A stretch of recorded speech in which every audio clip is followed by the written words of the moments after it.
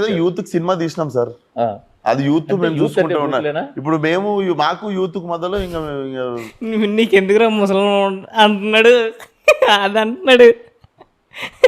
Youth మేము చూసుకుంటే నీకు ఎందుకురా ముసలం అంటున్నాడు, అంతే.